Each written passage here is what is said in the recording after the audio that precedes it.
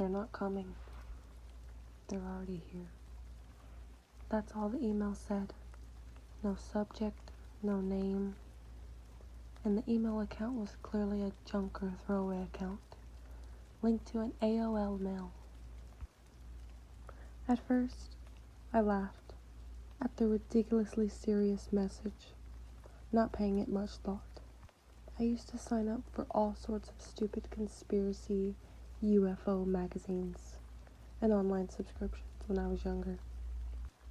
I figured it was just spam mail, trying to get people to go to their website or something like that. But then I remembered there was no URL or link to anything. I remember thinking that if it was some sort of marketing gimmick, that whoever was running that department was doing a terrible job.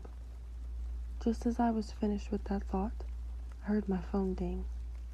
It was another email from the same person. This time, all it said was, "Don't act different or say anything. They'll know."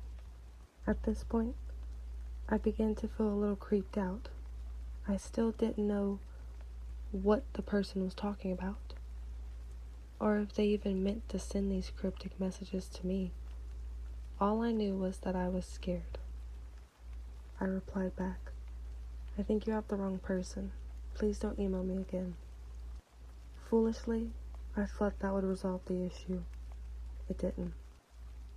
About 5 minutes later, I received another email with my full name, date of birth, and apartment number. At first, I thought that perhaps this was a cruel prank some friends of mine were playing on me.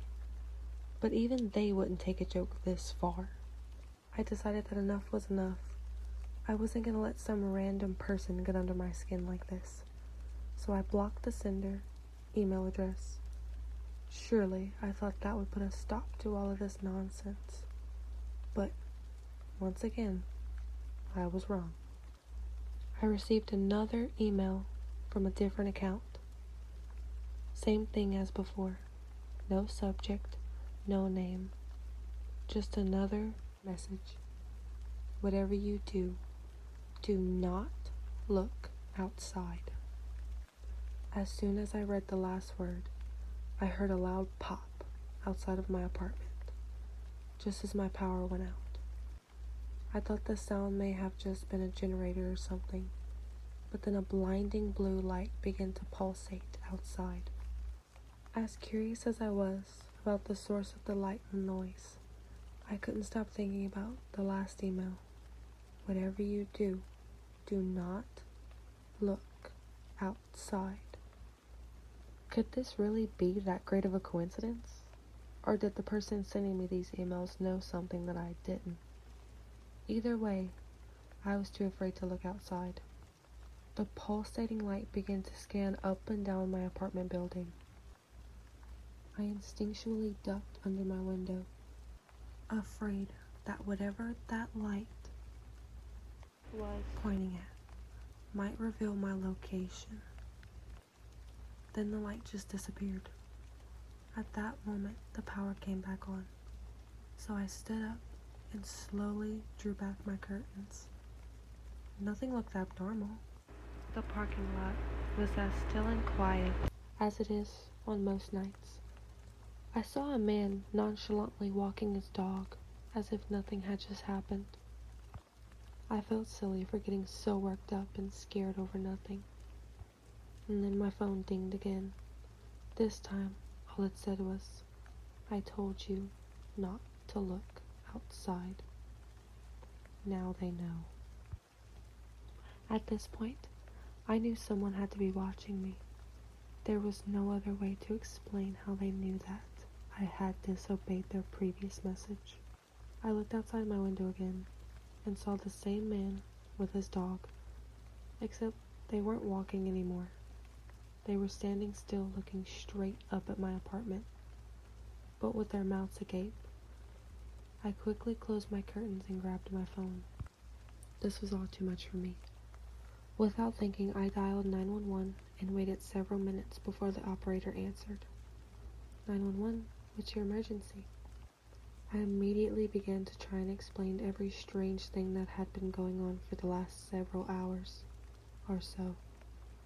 From the emails, the strange blue light, the man and his dog, I suddenly realized that I sounded like a schizophrenic, with all of my incoherent rambling.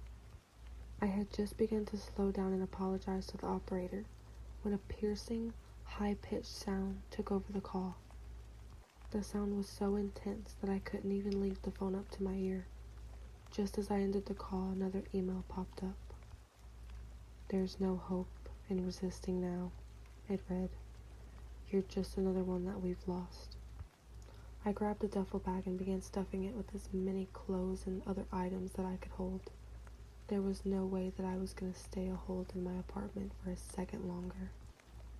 I preferred to stay a few nights in a hotel, or even in my car if necessary, until I had something more concrete figured out. I swung my front door open to find dozens of people surrounding the man and his dog, all of them staring right at me, mouth agape. I heard the same piercing noises before. It occurred to me that the sound was actually emitting from their open mouths. I started to make a run for my car when they all instantly threw their arms up, pointing at me, while slowly walking in my direction. There were too many of them, and my car was too far away. I sprinted back to my apartment and boarded up all the doors and windows. It's been 3 days now. I still haven't left my apartment, and every time I try to call someone, I'm bombarded with the same high-pitched tone. I'm at a loss for what to do at this point. Giving up and submitting to them is the last thing that I want to do, but it's starting to seem like the only option.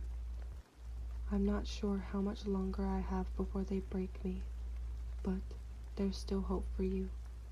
Whatever you do, don't look